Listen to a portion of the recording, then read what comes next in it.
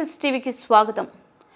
కడుపున పుట్టిన బిడ్డల ఆదరణ కరువై ఒంటరిగా బతుకుతున్న వృద్ధులకు సహాయ వృద్ధులకు చారిటబుల్ ట్రస్ట్ అండగా ఆహ్లాదకరమైన వాతావరణంలో సమయానికి ఆహారం అనారోగ్య పరిస్థితుల్లో వైద్య సేవ దృక్పథంతో ఉంటుందని మాజీ సర్పంచ్ సుమతి పేర్కొన్నారు. ఈ సందర్భంగా చైర్మన్ మాట్లాడుతూ చిత్తూరు జిల్లా పూతలపట్టు నియోజకవర్గం ఐరాల మండలం శెట్టివారిపల్లిలో సహృదయ చారిటబుల్ ట్రస్ట్ ఆధ్వర్యంలో వృద్ధాశ్రమం ఉందని తెలిపారు. రెక్కలు ముక్కలు చేసుకుని బిడ్డలను పెంచి పోషించి వారిని ఉన్నత స్థానంలో చూసి ఆనందించిన గడియాలు రాకముందే తల్లిదండ్రులు బిడ్డలకు భారమైన పరిస్థితి నేటి యుగంలో నెలకొందన్నారు.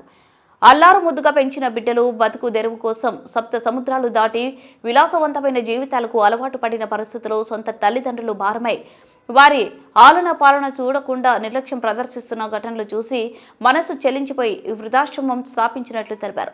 2007లో ప్రారంభించిన ఆశ్రమంను ఈ వృద్ధుల ఆశ్రమం కాదని అనుభవజ్ఞుల శరణాలయం అన్నారు. ప్రస్తుతం నడుపుతున్న వృద్ధాశ్రమంతో పాటు తల్లిదండ్రుల ఆదరణ కోల్పోయిన చిన్నారులను కూడా సంరక్షించే బాధ్యత తీసుకోవడానికి సిద్ధంగా ఉన్నట్లు సుమతి తెలిపారు. తల్లిదండ్రులు లేకుండా అనాథలుగా ఉన్న చిన్నారులు బడిఈడు పిల్లలు ఎక్కడైనా కనపడితే ఈ నెంబర్కి తెలపాలన్నారు. 9182514221కు కాల్ చేసి వివరాలు ఇవ్వాలని సుమతి కోరారు.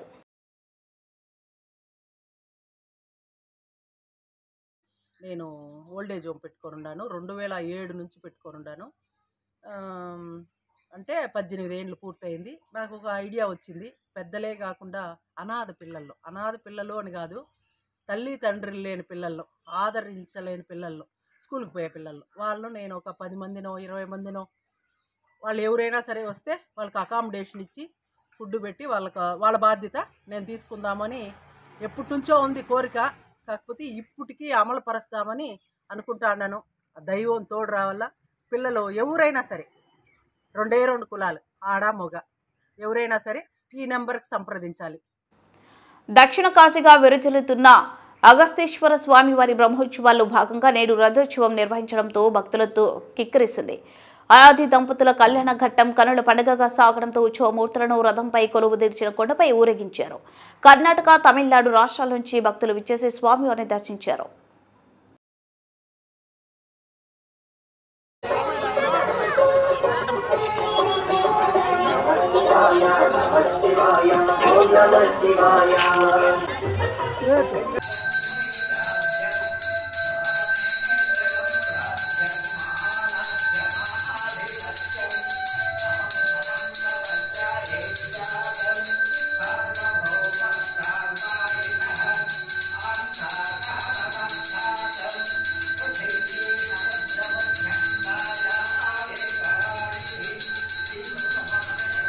జాతీయ సైన్స్ దినోత్సవాన్ని పురస్కరించుకుని పుంగనూరు బసవరాజు పాఠశాలలో ఎంఈఓ చంద్రశేఖర్ రెడ్డి ఆధ్వర్యంలో సైన్స్ డే కార్యక్రమం నిర్వహించారు.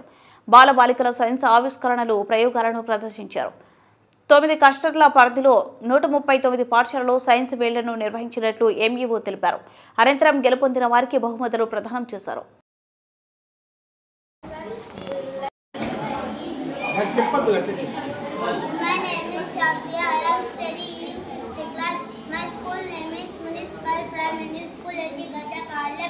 Project name is Projector Talks me on Jessica to like to glass బొమ్మపై పడి గోడపై పెద్దగా పడుతుంది. ఈ నియమంతో సినిమా థియేటర్లో సినిమాలు ఆడుతారు.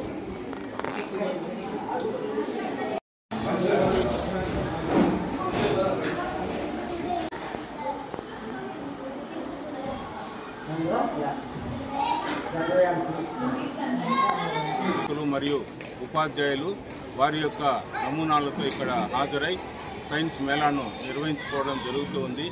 ఈ సంవత్సరం ప్రత్యేకంగా వికసిత భారత్ కోసం సైన్స్ ఇన్నోవేషన్స్లో ప్రపంచ నాయకత్వం కోసం భారతీయ యువతకు సాధికారత కల్పించడం అనేటువంటి నినాదంతో ఈ నేషనల్ సైన్స్ డే 2025ని భారత ప్రభుత్వం నిర్వహించుకుంటుంది. ఆ విధంగా చిన్న పిల్లల్లో దాగి ఉన్నటువంటి సృజనాత్మక శక్తిని పెంపొందించి భావి శాస్త్రవేత్తలుగా రూపొందించడానికి వాళ్ళకి ప్రేరణ కల్పించే ఉద్దేశంతో ఇటువంటి కార్యక్రమాలు చేపట్టడం జరుగుతుంది. మా చిన్నారులందరూ కూడా ఉత్సాహంగా పాల్గొంటూ రాబోయేటువంటి తరంలో భావి తరపు శాస్త్రవేత్తలుగా తయారు కావాలని మీ ద్వారా తెలియజేసుకుంటున్నాను. జాతీయ టైలర్స్ దినోత్సవాన్ని పురస్కరించుకొని పుంగనూరులో భారత్ టైలర్ అసోసియేషన్ ఆధ్వర్యంలో టైలర్స్ దినోత్సవాన్ని నిర్వహించారు. ఎంబీటీ రోడ్లో కుట్టు మిషన్ రూపకర్త విలియమ్స్ హవే చిత్రపటాన్ని ఏర్పాటు చేసి టైలర్స్ నివాళులు అర్పించారు. అనంతరం పూర్వవిధిలో ర్యాలీ నిర్వహించారు. సంఘ అధ్యక్షులు కాజీ మాట్లాడుతూ టైలర్స్ అసోసియేషన్ భవన నిర్మాణానికి అవసరమైన స్థలాన్ని ప్రభుత్వం కేటాయించాలని విన్నవించారు. టైలర్స్ డే ప్రపంచవ్యాప్తంగా 20 టైలర్లకు ఒక గుర్తింపు అనేది వచ్చింది. టైలర్స్ డే ప్రతి సంవత్సరం ఇలాగే చేసుకుంటూ ఉన్నాము.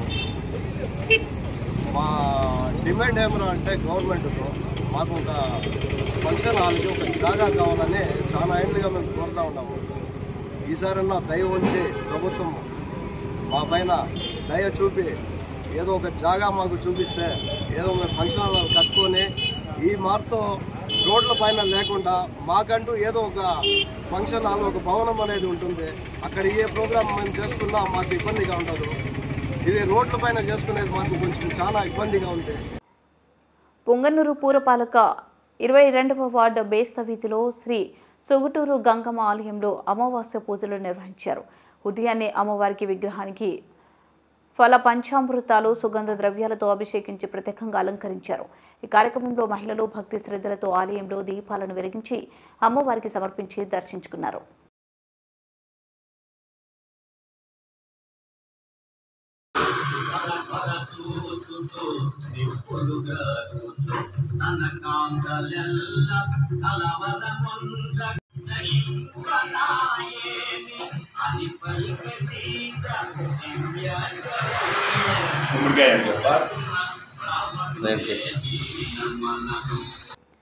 వేసవి సమీపిస్తుండటంతో అడవిలో ఉండాల్సిన జింక దహార్తికి పట్టణాలలో సంచరిస్తున్నాయి.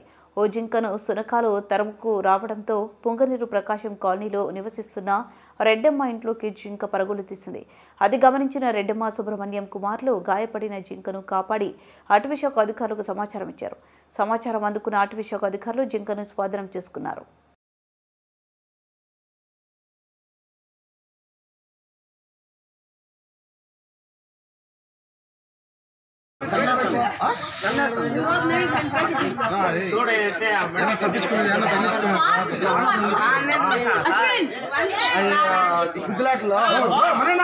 కూటమి ప్రభుత్వం రాష్ట్ర శాసనసభలో 2025-26 ఆర్థిక సంవత్సరానికి 3,22,359 కోట్లతో ఈ బడ్జెట్ ప్రవేశపెట్టడం జరిగిందని టీడీపీ రాష్ట్ర అధికార ప్రతినిధి సురేంద్ర కుమార్ పేర్కొన్నారు. ఈ సందర్భంగా చిత్తూరు తెలుగుదేశం పార్టీ కార్యాలయంలో ఏర్పాటు చేసిన మీడియా సమావేశంలో సురేంద్ర కుమార్ మాట్లాడుతూ రాష్ట్రంలో కూటమి ప్రభుత్వం అధికారంలోకి వచ్చిన మొట్టమొదటి బడ్జెట్ అన్నారు. ఈ బడ్జెట్లో రాష్ట్ర అభివృద్ధికి, ప్రజల సంక్షేమానికి ఎన్నికల ముందు ఇచ్చిన హామీలకు ప్రాధాన్యత ఇచ్చి స్వర్ణాంధ్ర నిర్మాణానికి బాటలు వేయడం జరుగుతుందన్నారు. గత వైసీపీ పాలనలో రాష్ట్రం విధ్వంసానికి గురైన పరిస్థితులను పరిగణనలోకి తీసుకుని రాష్ట్ర పునర్నిర్మాణానికి పునాది వేసి ప్రజల ఆంక్షలను అనుగుణంగా సూపర్ 6 పథకాలు అమలు దిశగా ఈ బడ్జెట్లో కేటాయింపులు ఉంటుందని పేర్కొన్నారు. ఈ బడ్జెట్లో రాష్ట్ర అభివృద్ధికి, ప్రజల సంక్షేమానికి ఎన్నికల ముందు కూటమి పార్టీల తరపున ఇచ్చినటువంటి ఎన్నికల హామీలను అమలు చేయడానికి సమ ప్రాధాన్యత ఇచ్చి స్వర్ణాంధ్ర నిర్మాణానికి బాటలు వేసే విధంగా బడ్జెట్ను రూపకల్పన చేయడం జరిగింది. ఈ బడ్జెట్ ఓవరాల్ చూసుకున్నప్పుడు గతంలో వైకాపా పాలనలో రాష్ట్ర విధ్వంసానికి గురైంది. అటువంటి రాష్ట్రాన్ని పునర్నిర్మాణానికి పునాదిలాగా ప్రజల ఆకాంక్షలకు అనుగుణంగా ఎన్నికల హామీలు, సూపర్ 6 పథకాల అమలు దిశగా ఈ బడ్జెట్ను కేటాయింపులు చేయడం జరిగింది. ముఖ్యంగా ఈ అభివృద్ధి కార్యక్రమాలతో పాటు ప్రజల సంక్షేమానికి సమ ప్రాధాన్యత ఇవ్వడం జరిగింది. అందులో ప్రధానంగా తీసుకున్నప్పుడు బీసీల సంక్షేమానికి 47,456 కోట్లు, ఎస్సీల సంక్షేమానికి 20,281 కోట్లు, ఎస్టీల సంక్షేమానికి 8,159 కోట్లు, మైనార్టీల సంక్షేమానికి 5,434 కోట్లు, ఈడబ్ల్యూఎస్ వర్గాల సంక్షేమం కోసం 10,619 కోట్లు కేటాయించి రాష్ట్రంలో బడుగు బలహీన వర్గాల అభివృద్ధికి బాటలు వేసే విధంగా కూడా కేటాయింపులు చేశాం. అదేవిధంగా ప్రాధాన్యత రంగాలకు అన్నిటి కూడా మంచి కేటాయింపులు జరిగింది. ముఖ్యంగా విద్య పరంగా చూసినప్పుడు పాఠశాల విద్యకు 31,805 కోట్లు, ఉన్నత విద్యాశాఖకు 2,506 కోట్లు, ప్రజారోగ్యం కోసం వైద్య ఆరోగ్య కుటుంబ సంక్షేమానికి 19,264 కోట్లు, అదేవిధంగా వ్యవసాయ అనుబంధ రంగాలకు 13,447 కోట్లు. గతం రోడ్లన్నీ నాశనం అయిపోయినప్పుడు రహదారుల నిర్మాణానికి కూడా మంచి ప్రాధాన్యత ఇవ్వడం జరిగింది. రాష్ట్ర ముఖ్యమంత్రి నారా చంద్రబాబు నాయుడు చిత్తూరు జిల్లా పర్యటనలో భాగంగా చీడి నెల్లూరు మండలంలో పెన్షన్లు పంపిణీ కార్యక్రమంలో భాగంగా హరిజనవాడ రామనాయుడుపల్లి సభ వేదిక హెలిప్యాడ్ ఏర్పాటుకు సంబంధించి వేగంగా ముందస్తు ఏర్పాట్లపై రాష్ట్ర ముఖ్యమంత్రి కార్యక్రమాలు సమన్వయకర్త పి వెంకటేష్, ప్రభుత్వ విప్ మరియు జీడీ నెల్లూరు శాసనసభ్యులు విఎం థామస్, జిల్లా కలెక్టర్ సుమిత్ కుమార్, జిల్లా ఎస్పీ మణికంఠ చందరులతో కలిసి పరిశీలించారు. ముఖ్యమంత్రి పర్యటన విజయవంతానికి అన్ని కట్టుదిట్టమైన భద్రత ఏర్పాటు, ఎటువంటి పొరపాట్లకు తావు లేకుండా ఎవరికి కేటాయించిన విధులను వారు సమర్థవంతంగా నిర్వహించేలా బాధ్యతతో పనిచేయాలన్నారు.